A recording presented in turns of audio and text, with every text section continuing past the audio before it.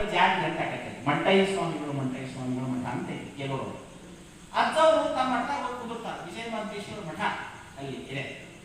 ಭಕ್ತರೆಲ್ಲ ಬಂದೇನಂತಾರ ಬುದ್ಧಿ ಮತ್ತ ಮಂಟಯ್ಯ ಸ್ವಾಮಿಗಳು ದಿವಸ ಬರೀ ಚಕ್ರ್ಯಾಗ ಉತ್ಸವ ಮಾಡ್ತಿದ್ವಿ, ಮತ್ತು ನೀವ ಬಂದಿರಿ, ನೀವ ಮುಂದಾಳತ್ವ ವಹಿಸಿ ಮತ್ತು ನೀವ ತೇರು ಮಾಡಿಸಿದ್ರಿ ಬುದ್ಧಿ, ನಿಮ್ಮ ಕೈ ಮೇಲೆ ಜಾತಿ ಪ್ರಾರಂಭ ಆಗಲಿ ಅಂತ ಹೇಳಿ ಅವರು ಯಾರು ಕೇಳೂರಿನ ಭಕ್ತರು ಅಂತ.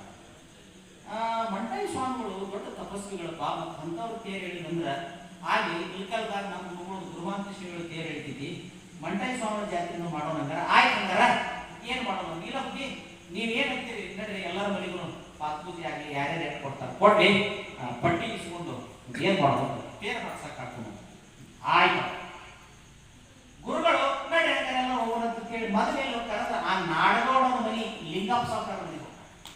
ಕೇಳೂರು ನಾಡಗೌಡ ಲಿಂಗಪ್ಪ ಸಾವುಕಾರ ಮನೆಗೆ ಹೋಗ್ತಾರ. ಸೊ ಲಿಂಗಪ್ಪ ಸಾವುಕಾರ ಮನೆಗೆ ಹೋಗಿ ಅವೇನ್ ಮಗ ಆಚಾರ ಬಂದಾರ ಅಂತೇಳಿ ವಿಜಯಮಾನ ಚೋಳ ಬಂದಾರ, ಗುರುಗಳ ಮನೆಗೆ ಬಂದಾರ ಅಂತೇಳಿ ಅವೇನ್ ಮಗ ಬಂದ್ರೆ ಬನ್ನಿ ಸಾಷ್ಟಾಂಗ ಹೋಗ್ತರು ಇದ್ರು ಅಂತವ್ರು ಇದ್ರು ಉದಾಹರಣೆ. ಆಶ್ಚರ್ಯ. ಲಿಂಗಪ್ಪ ಪ್ರಕಾರ ಆರಾಮದೇನಪ್ಪ, ಆರಾಮದಿದೆ. ಮತ್ತ ಮಂಟಯ್ಯ ಸ್ವಾಮಿಗಳು ಇಷ್ಟು ದಿವಸ ಉತ್ಸವ ಆಗ್ತಿತ್ತು ಬರೇ, ಈಗ ಅವರು ತೇರು ಮಾಡ್ಬೇಕಂತ ಮಾಡ್ಯಾರ ಮತ್ತೆಲ್ಲ ಊರನ್ನ ಭಕ್ತರು. ಮತ್ತು ಅದಕ್ಕೆ ಆ ತೇರಿನ ಸಲುವಾಗಿ ಮತ್ತೆ ಮನೆಗೆ ಪಟ್ಟಿ ಮಾಡ್ಸಕತ್ತೀವಿ. ಅದಕ್ಕೆ ಮತ್ತೆ ತೇರು ಅಂದ್ರೆ ಅದೇನು ಸಣ್ಣದ್ರಾಗ ಆಗೋದಿಲ್ಲ, ಬೇಕು ಅದಕ್ಕೆ ಭಾಳ ರೊಕ್ಕ.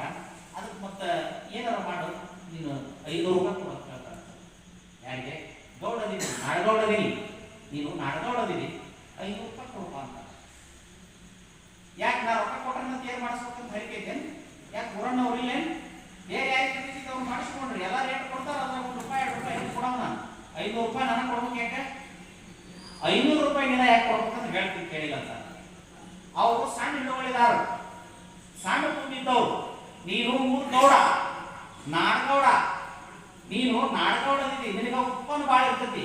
ಮತ್ತು ಗೌಡ ಹೆಗಲು ಕೊಡಲಿಲ್ಲ ಅಂದ್ರೆ ಸಾಮಾನ್ಯ ಒಕ್ಕಲ್ತನದವ್ರು ಹೆಗಲು ಕೊಡಕ್ಕಾಗತ್ತೇನಪ್ಪ. ಮತ್ತು ನೀ ಹೆಗಲು ಕೊಡ್ಬೇಕು, ನೀಂದಲ್ಲ ನೀ ಹೆಗಲು ಕೊಟ್ಟು ನೀ ಊರು ನಡೆಸವಪ್ಪ, ನೀ ಗೌಡಿಕೆ ಮಾಡವ ಲಿಂಗಪ್ಪ ಸಾವುಕಾರ.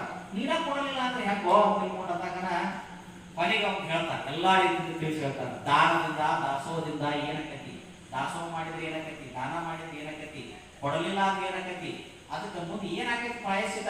ಈ ಆಸ್ತಿ ನಿನಗೆ ಕೊಡ್ಬೇಕಾದ್ರ ನಿನ್ನ ಹಿಂದಿನ ಹಿರಿಯರ ಪುಣ್ಯದ ಫಲದಿಂದ ಬಂದೈತಿ. ಈ ಆಸ್ತಿ ನಿನಗೆ ಸಿಗಬೇಕಾದ ಗೌಡಿಕೆ ನಿನ್ನ ಹಿಂದಿನ ಹಿರಿಯರು ಮಾಡಿದ ಪುಣ್ಯ ನಿನಗೆ ಬಂದೈತಿ. ನೀ ಈಗ ಪುಣ್ಯ ಮಾಡಿದ್ರೆ ನಿನ್ನ ಮಕ್ಕಳಿಗೆ ಸಿಗ್ತೈತಿ. ಒಬ್ಬ ನೀವು ಎಣ್ಣೆ ಮಠ ದೀಪ ಉರಿತೈತಿ, ಮತ್ತ ಅದು ಎಣ್ಣೆ ಆಯ್ಕೆ ಮಾಡ್ಬೇಕು, ಮತ್ತ ಅದಕ್ಕೆ ಪುಣ್ಯದ ಎಣ್ಣೆ ಹಾಕೊಂಡು ದೀಪ ಉಡಿಸ್ಬೇಕು ಅಂತ ಕೇಳ್ತಾರ. ಅದವ್ರು ದೀಪ ಉರಿಬೇಕಂದ್ರೆ ಮತ್ತೆ ಎಣ್ಣೆ ಹಾಕೋತಾನೆ ಇರ್ಬೇಕು. ಹಿರಿಯರು ಮಾಡಿದ ಎಣ್ಣೆದು ದೀಪ ಉರಿಯಾಕತ್ತೈತಿ. ಈಗ ಅವ್ರ ಪುಣ್ಯದಿಂದ ನಿನಗೆ ಇಷ್ಟೆಲ್ಲ ಸಿಕ್ಕತಿ. ನಿನ್ನೇನು ಹೊಲ ಮನಿ ಕೇಳಿಲ್ಲ. ಮಂಟಯ್ಯ ಜಾತ್ರೆಗೆ ಮಂಟಯ್ಯ ಸ್ವಾಮಿಗಳು ದೊಡ್ಡ ತಪಸ್ಸುಗಳು. ಅದಕ್ಕೆ ನಿನ್ನ ದೊಡ್ಡ ಹೆಚ್ಚಿನ ಕಾಣಿಕೆ ಕೇಳಾಕತ್ತೀವಿ. 500 ರೂಪಾಯಿ ಕೊಡೋ ಮುಂದೆ ನಿನಗೆ ಚಲೋ ಆಗತ್ತೆ ಅಂದಾಗ ನನಗೇನಾಗೋದಿಲ್ಲ.